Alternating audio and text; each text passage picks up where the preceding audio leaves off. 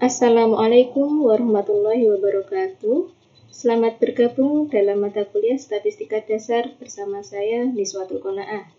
Pada kesempatan hari ini, kita akan belajar tentang konsep dasar statistika, yaitu tentang jenis-jenis data, kemudian skala pengukuran, dan bagaimana cara menyajikan data tersebut dalam sebuah grafik atau dalam bentuk yang lebih informatif.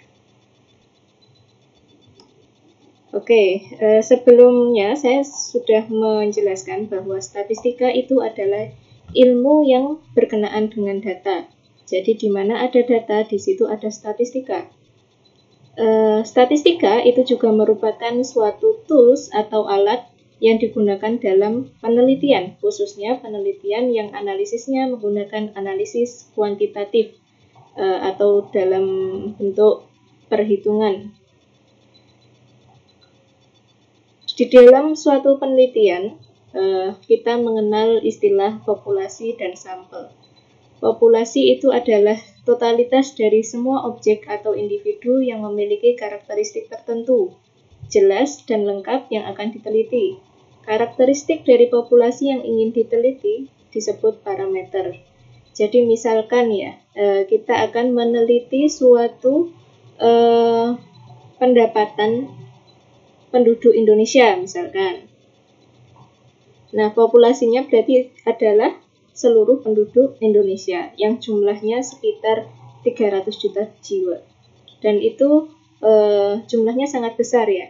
Sehingga ketika kita melakukan penelitian dengan populasi yang sangat besar tersebut, sangat tidak mungkin jika kita mengambil nilai dari semua anggota populasi, sehingga kita perlu melakukan penarikan sampel. Sampel ini adalah bagian dari populasi yang diambil melalui suatu cara tertentu yang juga memiliki karakteristik tertentu, jelas, lengkap, dan dianggap bisa mewakili populasi. Karakteristik dari sampel yang ingin diteliti yaitu statistik. Jadi kalau populasi tadi adalah keseluruhan objek yang ingin diteliti, misalkan tadi semua penduduk di Indonesia, kalau kita ingin meneliti pendapatan penduduk di Indonesia, berarti populasinya keseluruhan penduduk di Indonesia yang jumlahnya sekitar hampir 300 juta jiwa. Kalau sampel, ini adalah bagian dari populasi. Jadi dari keseluruhan jumlah penduduk tadi kita ambil beberapa dengan cara tertentu yang bisa mewakili karakteristik dari populasi. Karakteristik dari populasi tadi disebut parameter. Misalnya apa? Misalnya rata-rata pendapatan penduduk Indonesia. Nah, itu adalah parameter. Rata-rata keseluruhan penduduk Indonesia, keseluruhan pendapatan penduduk Indonesia. Nah, kalau sudah diambil sampel, diambil beberapa yang dianggap mewakili populasi, karakteristiknya kemudian disebut statistik, yaitu rata-rata sampel, rata-rata pendapatan penduduk yang diambil dari sampel. Seperti itu. Semoga bisa dipahami. Saya lanjutkan ke slide selanjutnya. Data. Data adalah catatan atas kumpulan fakta, merupakan bentuk jamak dari datum, berasal dari bahasa Latin yang berarti sesuatu yang diberikan. Data juga merupakan hasil dari pengukuran atau pengamatan suatu variabel yang bentuknya dapat berupa angka, kata-kata, atau citra. Nah, di sini kemarin juga sudah saya singgung bahwa data itu tidak hanya dalam bentuk angka, namun juga bisa berupa kata-kata, citra, gambar, ataupun video. Ya, data, kalau kata profesor di ITS, data itu adalah catatan takdir ilahi. Jadi, takdir-takdir yang sudah terjadi, itu dicatat parameternya apa saja, misalkan jumlah anak penduduk di kabupaten tertentu atau jumlah pendapatan kepala keluarga di daerah tertentu. Nah, itu adalah takdir-takdir yang kemudian dicatat sehingga menjadi data. Kemudian berdasarkan bentuknya, bentuk skala pengukuran, data dibedakan menjadi dua, yaitu data kualitatif dan data kuantitatif. Data kuantitatif itu adalah data yang berupa angka, di mana ada diskrit dan kontinu. Diskrit itu misalnya data tersebut tidak bisa bentuknya dalam bentuk cacah ya, tidak bisa dalam bentuk koma. Kalau kontinu, ini datanya berupa bilangan real, jadi bisa koma. Misalnya kalau diskrit itu adalah jumlah penduduk di Kabupaten Karanganyar berdasarkan kecamatan. Nah, jumlah penduduk itu kan sifatnya cacah ya, 1, 2, 3, dan seterusnya, tidak bisa koma-koma. Kalau kontinu, misalkan data berat badan mahasiswa D4 Demografi angkatan 2017 misalkan. Berat badan itu kan sifatnya bilangan real ya, bisa dalam bentuk koma, nah itu namanya kontinu. Kemudian data yang non angka itu disebut data kualitatif, biasanya dalam bentuk kategori atau atribut. Misalnya data kualitatif itu laki-laki atau perempuan, jenis kelamin ya laki-laki atau perempuan, kemudian jenis warna hijau, kuning, merah, dan seterusnya. Kemudian ukuran yang kualitatif, misalkan kecil sama besar, terus kecil, sedang, besar. Kemudian kelas di SMA ada kelas 10, 11, 12, dan seterusnya. Kemudian data berdasarkan cara mendapatkannya ada dua jenis, yaitu data primer dan data sekunder. Data primer itu data yang secara langsung didapatkan dari lapangan, baik dari kuesioner maupun hasil wawancara. Jadi benar-benar mendapatkan data itu sendiri dari aktivitas yang langsung dilakukan. Kemudian ada juga yang namanya data sekunder, di mana data tersebut diperoleh dari pihak lain, misalkan dari data publikasi BPS, kemudian di Bursa Efek, data instansi pemerintah, yang itu sudah dipublikasi di suatu web atau dalam suatu buku itu ya, dalam suatu buku atau cetakan data. Saya lanjutkan. Kemudian tadi sudah membahas tentang jenis-jenis data, sekarang kita bahas tentang skala pengukurannya. Jadi kalau data itu skala pengukurannya ada 4, mulai dari yang terendah adalah skala pengukuran nominal, ordinal, interval, dan yang paling tinggi skalanya adalah rasio. Kalau nominal itu dia hanya bisa membedakan. Sebentar. Ya, nominal dia hanya bisa membedakan, sehingga kemampuan analisisnya itu hanya bisa frekuensi. Jadi hanya bisa dihitung jumlahnya. Misalkan apa? Contohnya yang masuk dalam skala nominal. Misalkan tadi saya sebutkan masalah jenis kelamin. Nah, itu kan hanya bisa membedakan ya. Ya, kemampuannya hanya bisa membedakan. Bedanya laki-laki sama perempuan. Terus kemudian analisisnya tidak bisa yang lain selain frekuensi. Jadi berapa jumlah laki-laki, berapa jumlah perempuan, atau persentase laki-laki, persentase perempuan, seperti itu. Frekuensi dan modus harusnya. Jadi yang paling banyak muncul laki-laki atau perempuan. Contoh lain misalkan jenis golongan darah ada A, B, AB, O. Nah, di sini hanya bisa membedakan, jadi masuk skala pengukuran nominal. Dan kemampuan analisisnya hanya bisa dihitung frekuensinya. Berapa frekuensi golongan darah A, berapa frekuensi golongan darah B, tidak bisa yang lain. Tidak bisa dicari median atau dicari rata-rata, itu tidak bisa. Hanya bisa frekuensi dan modus. Kemudian lebih naik lagi tingkat skala pengukurannya. Selain membedakan, juga bisa mengurutkan. Ya.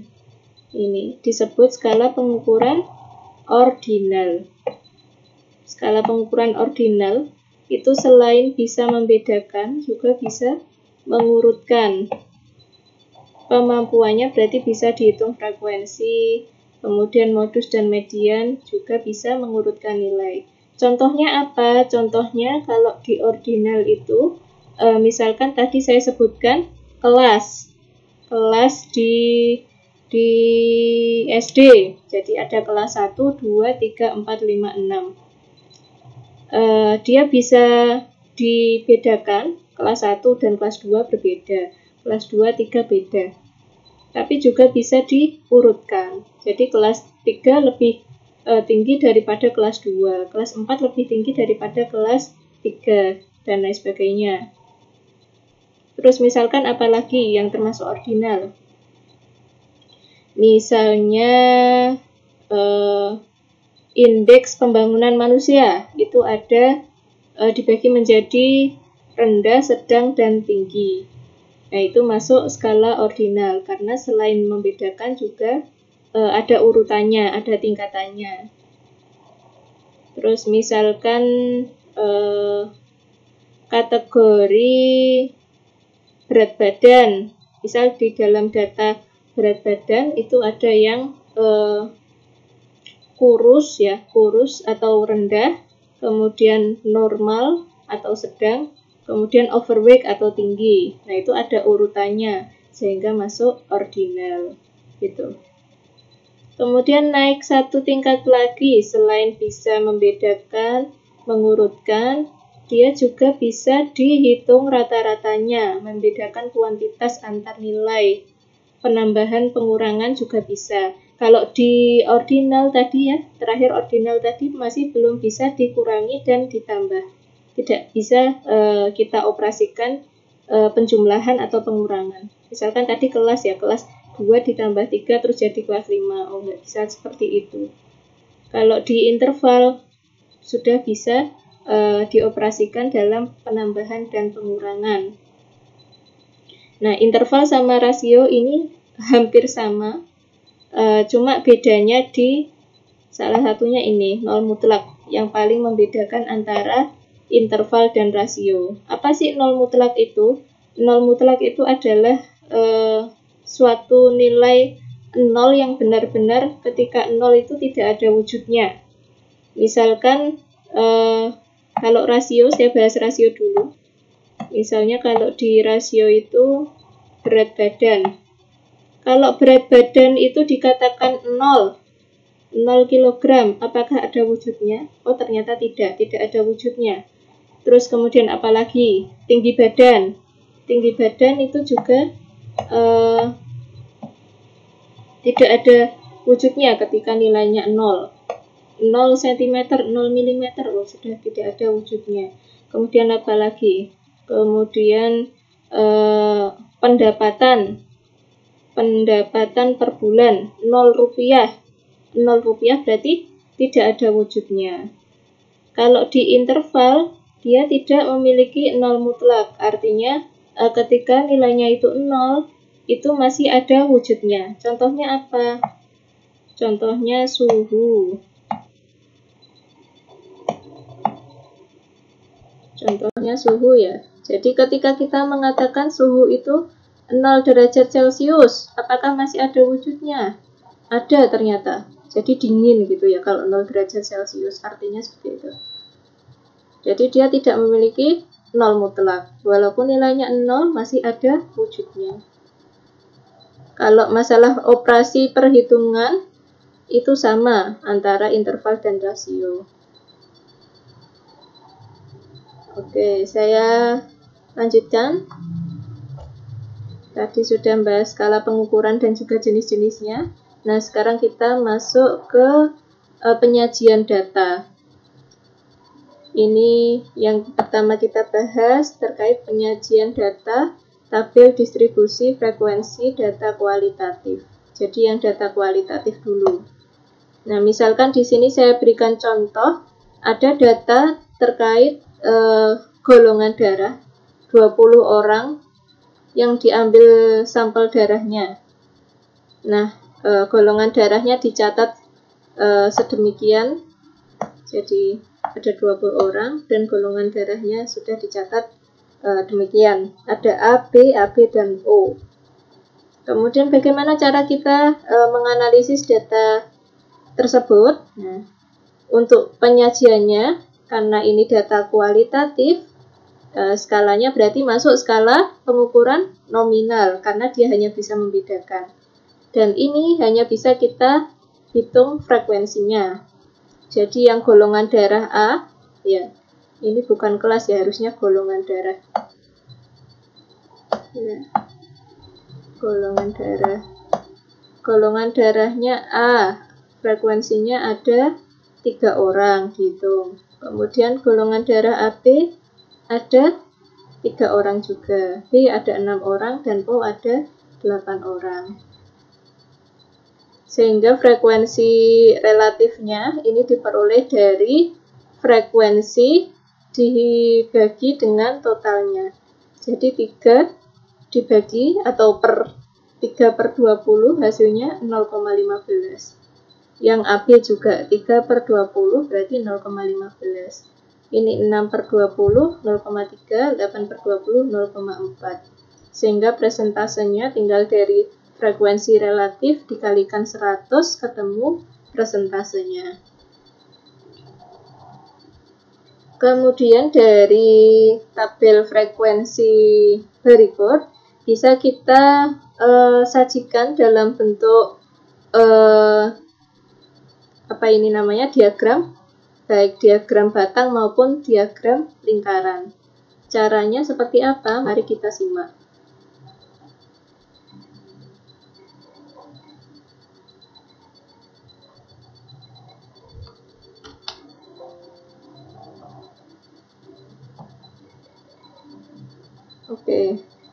Oke, yang pertama kita lakukan ketika ingin membuat diagram batang maupun lingkaran, mungkin adik-adik juga sudah sangat familiar dengan penyajian data berikut.